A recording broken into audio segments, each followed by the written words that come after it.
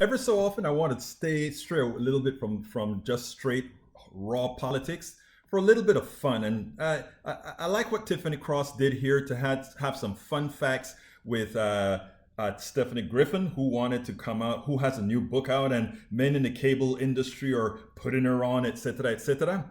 I like how Tiffany uses this to make a bigger point. Failing upward, privilege. Check this out. Let's take it on the other side. So if you at home have paid any attention to the echo chambers of cable news this week, you've likely seen a segment or two, or 50, about former White House Press Secretary Stephany Grisham. She's spilling all the tea in her new book. But honestly, girlfriend can keep the tea, because we remember when she was guzzling down all that MAGA Kool-Aid. And some of you may not even know who Grisham is, considering she literally never held a single press briefing and worked for a White House that referred to the press as an enemy of the people. So kind of a slap in the face, right, to title her book, I'll Take Your Questions Now. In it, she paints 45's White House as what we all already knew it to be, a house of horrors. So since you'll take our questions now, I've got one. Hey Stephany, this you? You were ready to throw every one of your problematic colleagues under the bus in favor of your guy who, according to your book, went from being a genius to a goon pretty quickly. Let's remember that Grisham has been riding the Trump campaign since 2015 and boldly stood with him through it all. We remember and have the receipts. The racism, the misogyny, the xenophobia, the white supremacy, the Access Hollywood tape, the family separation policy that tore young children away from their parents, the family grift, and the erosion of our country. And after all that, there are still some in the press who will no doubt offer her free book promotion and salivate at the chance to interview her as she seeks to gain relevance and money at the expense of her former co-conspirators.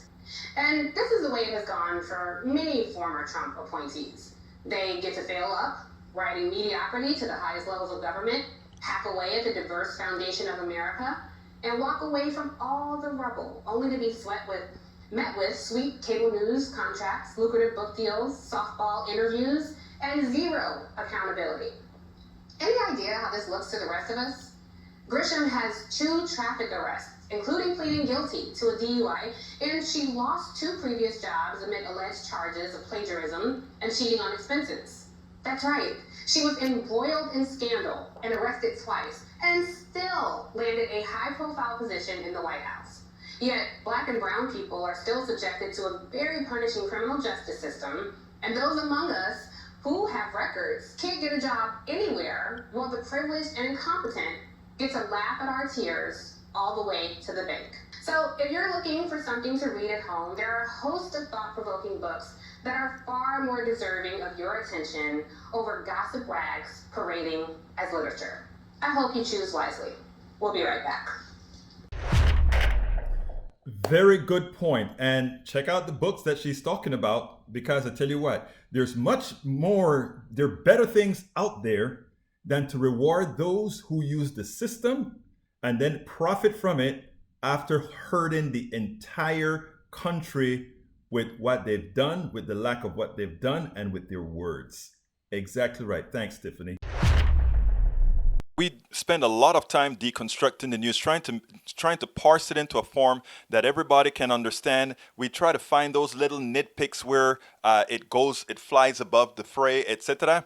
If you really like these videos that we do, I want to ask a big favor. Please go ahead, number 1, subscribe to our channel, and number 2, please join if you can. Thank you so kindly for watching. Keep watching. Please remember to share. We must populate the entire internet with our progressive message, a message that we know is what most Americans say that they want. So help us, please join.